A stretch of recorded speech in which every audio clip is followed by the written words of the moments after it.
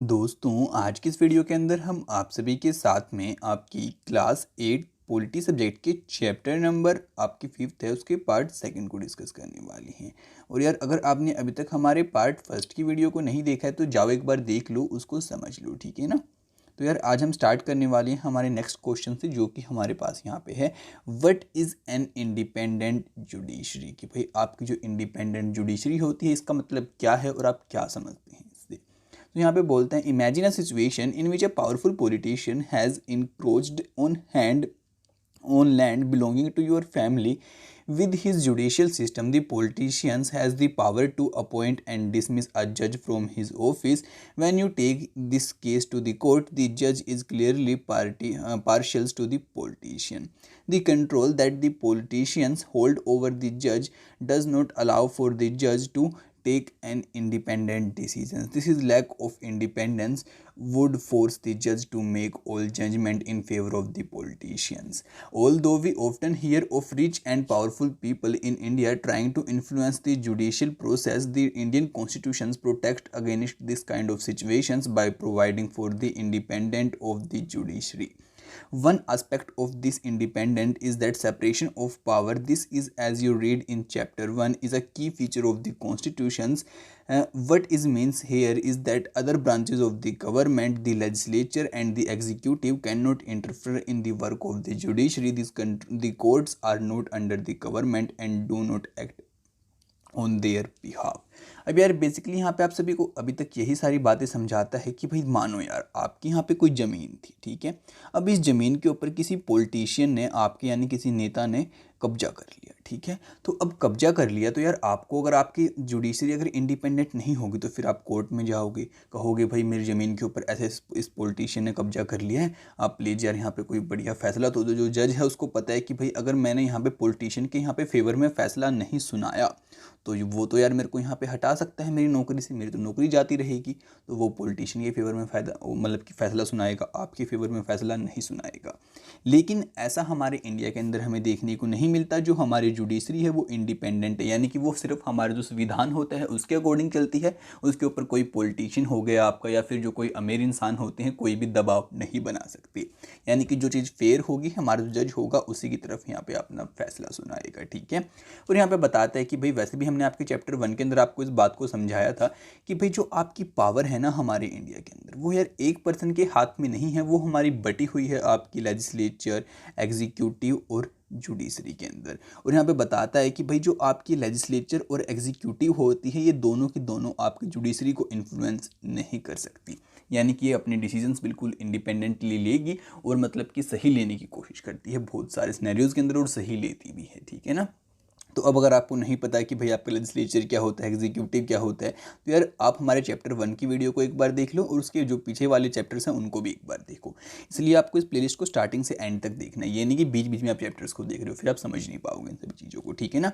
फिर अब आगे आप सभी को बोलता है इसी के साथ, यहाँ तक हो चुका था ना, हाँ। For the above separation to work well, it is also crucial that all judges in the High Court as well as the Supreme Court are appointed with very little interference from these other branches of the government. Once appointed to this office, it is also very difficult to remove a judge. It is the independence of the judiciary that allow the court to play a central role in ensuring that there is no misuse of the power by the legislature and the executive.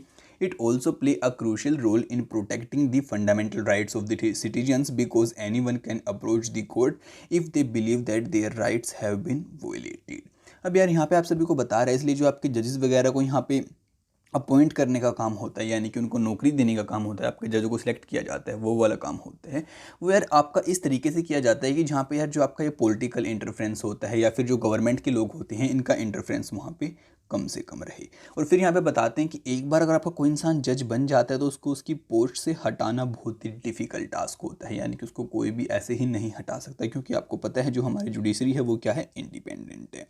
फिर यहाँ पे आप सभी को बताता है कि यार जो हमारा कोर्ट होता है वो दोनों के ऊपर नज़र बना के रखता है, आपकी एग्जीक्यूटिव के ऊपर भी और साथ में आपकी जो ये होती है लेजिस्लेचर, इसके ऊपर भी, कि भाई दोनों में से कोई यहाँ पे पावर का मिसयूज़ तो नहीं कर रहा है या फिर दोनों में से कोई गलत काम तो नहीं कर रहा है। तो यार इन दोनों का ध्यान भी आपका कोर्ट ही रखता है। और साथ में आप सभी सभी को पता है कि अगर किसी पर्सन की यहाँ पे फंडामेंटल जो राइट होती है वो हैम्पर होती है या फिर उसके साथ में जो उसके मौलिक अधिकार उसको नहीं दिए जाते हैं तो वो डायरेक्टली कोर्ट में जाके अपील कर सकता है। फिर कोर्ट वहाँ पे उसकी सुनवाई करेगा, देखेगा अगर सही में उसके साथ में ऐसा हो रहा है तो यार फिर उसको पनिश भी किया जाएगा, चाहे आपकी गवर्नमेंट हो चाहे कोई पर्सन हो, ठीक है ना।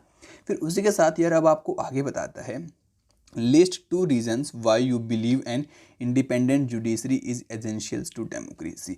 कि अब आप यार आपको सारी इंडिपेंडेंट डेमोक्रेसी के बारे में समझने के बाद आप हमें सिर्फ 2 रीज़न लिख के बता दो फटाफट से कमेंट के अंदर कि आपको क्यों ऐसा लगता है कि जो हमारा लोकतंत्र देश है इसके अंदर जुडिशरी का इंडिपेंडेंट होना जरूरी है, ठीक है ना। क्वेश्चन को ध्यान से समझना, आप एक बार बैक करके दोबारा सुनो, ठीक है। अब हम आगे प्रोसीड करते हैं तो अब यार हमारे पास हमारा नेक्स्ट क्वेश्चन आता है जो हमें कहते हैं what is the structure of courts in India. कि भाई जो हमारा इंडिया है यहाँ पे जो हमारे कोर्ट्स हैं उनका स्ट्रक्चर क्या देखने को मिलता है, यानी कि सबसे बड़ा कोर्ट कौन सा, उसके बाद कौन सा आता है।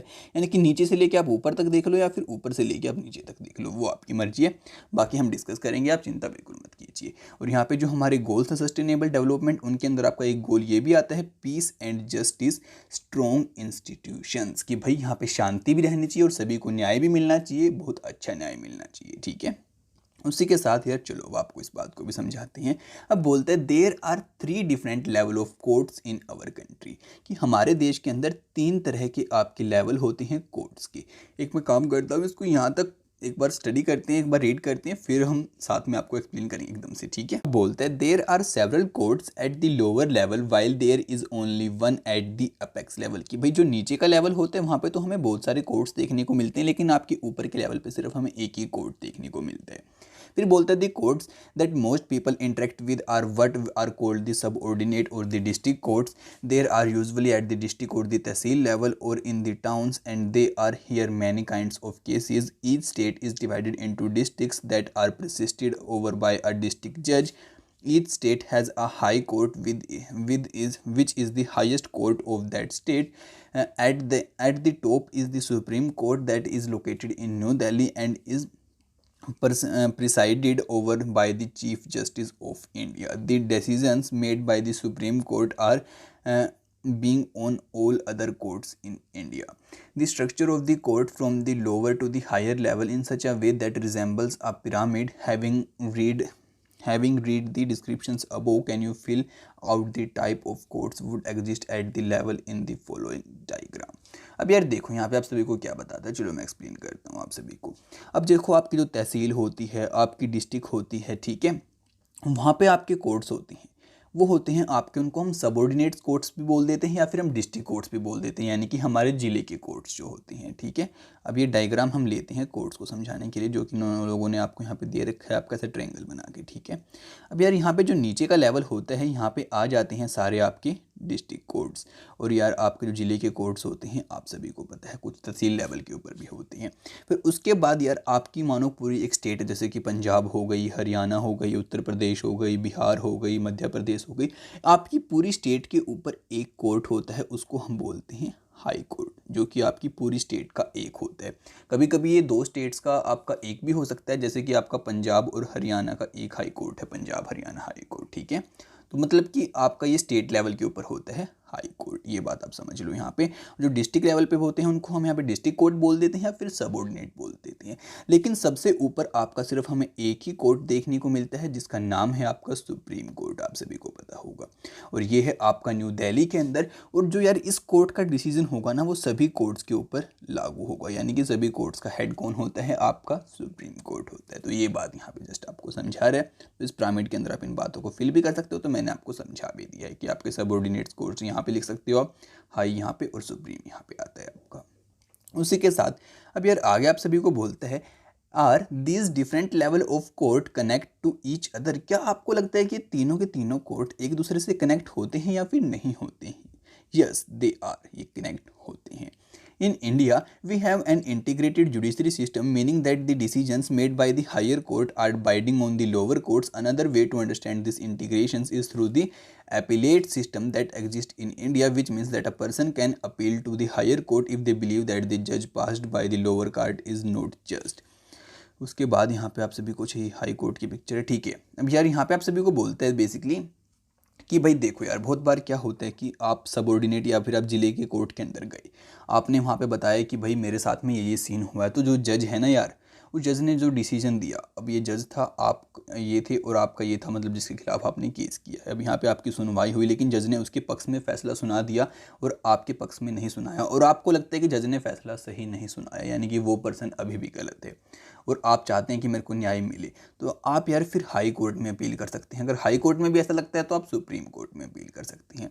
और यहाँ पे जो आपका सबसे ऊपर लेवल का कोर्ट होगा ना, जैसे कि यार मानो आप डिस्ट्रिक्ट कोर्ट के अंदर गए, वहाँ पे आपको लगा कि मेरे को न्याय नहीं मिला, तो आप हाई कोर्ट के अंदर गए, तो अब हाई कोर्ट ने मानो आपके फेवर में फैसला सुना दिया, तो अब हाई कोर्ट का जो यहाँ पे मतलब कि वर्डिक्ट होगा या फिर जो आपका फैसला होगा वो यहाँ पे डिस्ट्रिक्ट कोर्ट के ऊपर बाध्य होगा, यानी कि उसको भी उसको मानना पड़ेगा। तो ये बात यहाँ पे जस्ट आपको समझाता है। अगर सुप्रीम कोर्ट में आपके फेवर में सुना दे तो भाई सुप्रीम कोर्ट का फैसला दोनों कोर्ट्स को मानना पड़ेगा, ठीक है। तो ये बात यहाँ पे समझाता है और बताता है कि भाई जो आपका सुप्रीम कोर्ट होता है वहाँ पे बैठते हैं आपके चीफ जस्टिस ऑफ इंडिया, यानी कि हमारे जो इंडिया के सबसे बड़े जजेस में से काउंट होते हैं ना, वो सारे वहाँ पे बैठते हैं। उसी के साथ ही आप एक बार इस पिक्चर को देखो, ये आपको शो करती है हाई कोर्ट आपका मद्रास का, तो देख सकते हैं आपको कुछ ऐसा दिखाई देता है। फिर बताता है high courts were first established in the 3 presidency cities of Kolkata, Mumbai and Madras. कि भाई जो आपकी हाई कोर्ट्स थे पहले 3 ही मतलब की जो प्रेसिडेंसीज थी उनके अंदर इस्टेब्लिश किए गए थे आपके, वो कौन सी थी? मद्रास, कोलकाता और बॉम्बे। कौन सी? कोलकाता, मद्रास और बॉम्बे। CMB आपका इसको याद कर सकते हो। फिर अब आगे आप सभी को बोलता है the high court of Delhi came up in 1966, कि भाई जो आपका दिल्ली का हाई कोर्ट है वो हमारा 1966 पे हमें देखने को मिला, ठीक है। Currently there are 25 high courts, की आज के टाइम पे हमारे पास करीबन 25 हाई कोर्ट्स हैं। फिर यार आगे आप सभी को बोलते हैं while many states have their own high courts, Punjab and Haryana share a common high court at Chandigarh. अब हमें बताता है कि भाई कुछ स्टेट्स के पास अपना खुद का हाई कोर्ट होता है, कुछ 2 स्टेट्स एक हाई कोर्ट को भी शेयर कर लेती हैं, जैसे कि आपकी पंजाब और हरियाणा का एक ही हाई कोर्ट हमें देखने को मिलता है चंडीगढ़ के अंदर। फिर बोलते हैं and 4 northern eastern states of Assam, Nagaland, Mizoram and Arunachal Pradesh have a common high court at Guwahati. कि भाई जो आपकी ईस्ट की साइड में स्टेट्स पड़ती हैं, जैसे कि आपकी असम हो गई, नागालैंड हो गई, मिजोरम हो गई, अरुणाचल प्रदेश हो गई। देखो आप इनको याद करो, असम, नागालैंड, मिजोरम और आपकी एक मिनट है, नागालैंड होगी, मिजोरम हो गई, अरुणाचल प्रदेश, हाँ अरुणाचल प्रदेश को भी आप काउंट करो। इन सभी का आपका एक ही हाई कोर्ट है, मतलब कि 4 स्टेट्स का एक हाई कोर्ट है आपका गुवाहाटी के अंदर। फिर आपको आगे बोलते हैं कि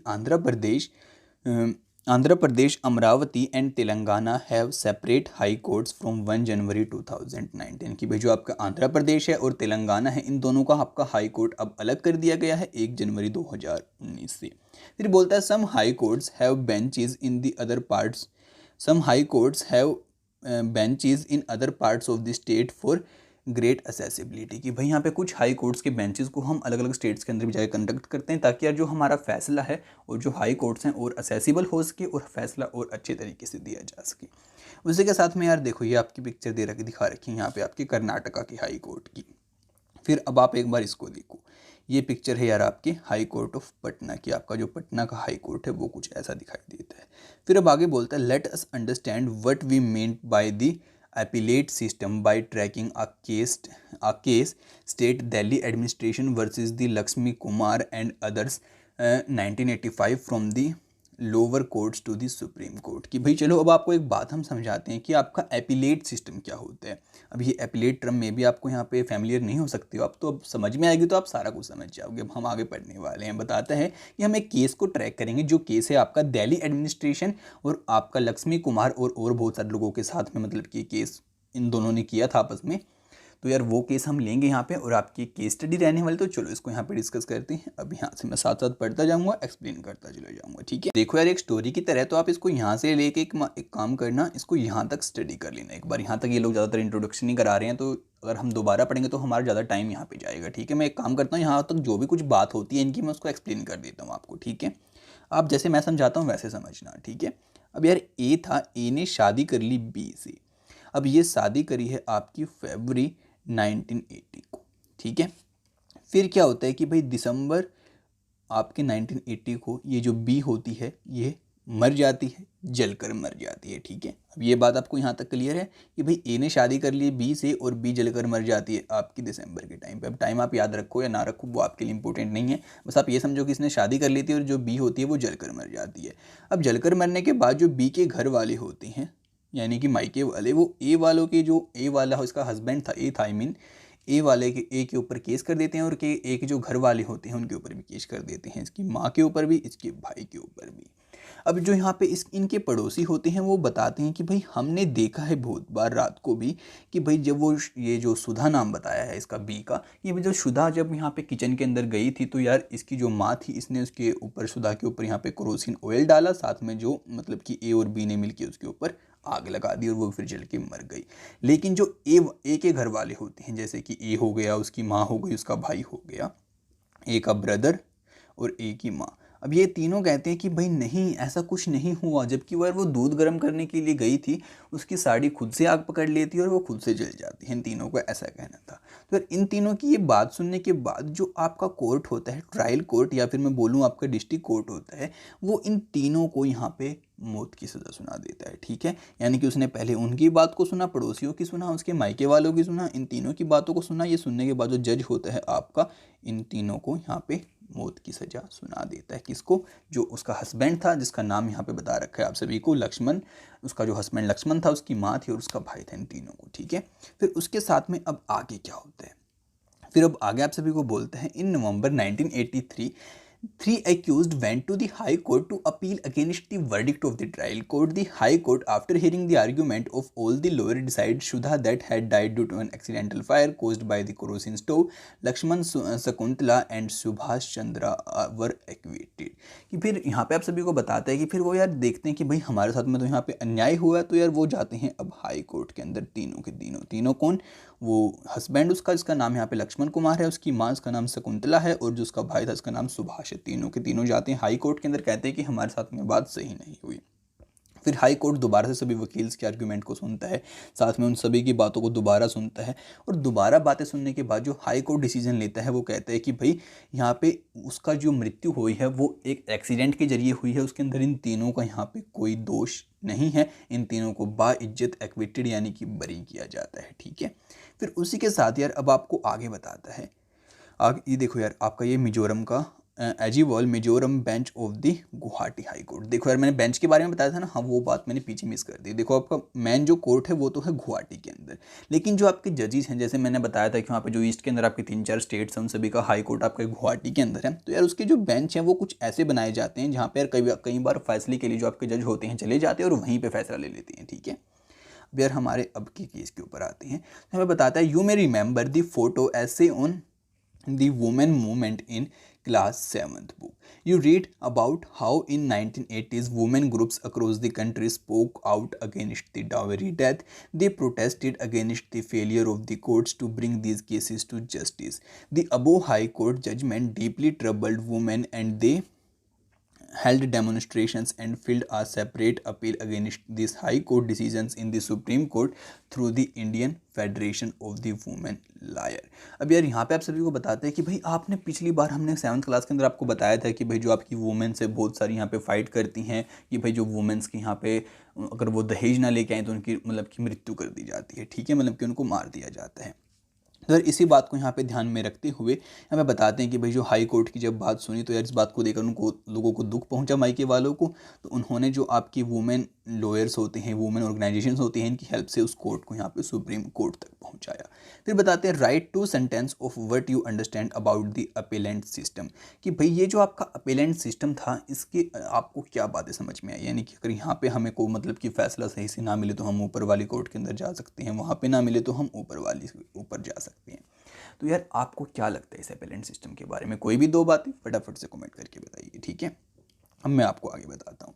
तो अब आगे कहता है in 1985 the Supreme Court heard this appealed against the acquittal of Lakshman and 2 members of his family. The Supreme Court heard the argument of the lawyers and reached a decision that was different from that of the High Court. They found Lakshman and his mother guilty but acquitted the brother-in-law Subhas because they did not have enough evidence against him. The Supreme Court decided to send the accused to prison for life. अब हमें बताता है कि जब आपका supreme court में ये case पहुंचा 1985 के अंदर, अब आप ये देखो उसकी मृत्यु कब हुई थी, 80 के अंदर हुई थी और केस कब पहुंचा आपका 85 के अंदर, तो इतना सारा सारा टाइम भी यहाँ पे चला जाता है।